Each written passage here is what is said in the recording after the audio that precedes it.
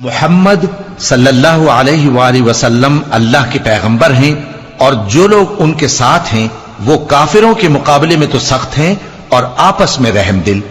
اے دیکھنے والے، تو ان کو دیکھتا ہے کہ اللہ کے آگے جھکے ہوئے سر بسجود ہیں اور اللہ کا فضل اور اس کی خوشنودی طلب کر رہے ہیں۔ کثرت سجود کے اثر سے ان کی پیشانیوں پر نشان پڑے ہوئے ہیں۔ ان کے یہی اوصاف تورات میں ہیں اور یہی اوصاف انجیل میں ہیں۔ وہ گویا ایک کھیتی ہے جس نے پہلے زمین سے اپنی سوئی نکالی، پھر اس کو مضبوط کیا، پھر موٹی ہوئی اور پھر اپنے تنے پر سیدھی کھڑی ہو گئی اور لگی کھیتی والوں کو خوش کرنے تاکہ کافروں کا جی جلائے۔ جو لوگ ان میں سے ایمان لائے اور نیک عمل کرتے رہے، ان سے اللہ نے گناہوں کی بخشش اور اجر عظیم کا وعدہ کیا ہے۔ قوم سمود نے بھی خبردار کرنے والوں کو جھٹلایا تو کہا کہ بھلا ایک آدمی جو ہم ہی میں سے ہے، ہم اس کی پیروی کریں؟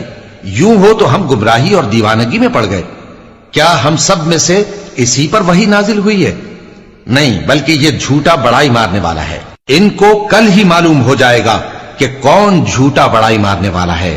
اے صالح، ہم ان کی آزمائش کے لیے اونٹنی بھیجنے والے ہیں، تو تم ان کو دیکھتے رہو اور صبر کرو، اور ان کو آگاہ کر دو کہ ان میں پانی کی باری مقرر کر دی گئی ہے، ہر باری والے کو اپنی باری پر آنا چاہیے۔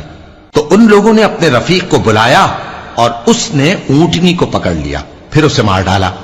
سو دیکھ لو کہ میرا عذاب اور ڈرانا کیسا ہوا۔ ہم نے ان پر عذاب کے لیے ایک زور کی آواز بھیجی تو وہ ایسے ہو گئے جیسے باڑ والے کی چورا چورا ہو جانے والی باڑ۔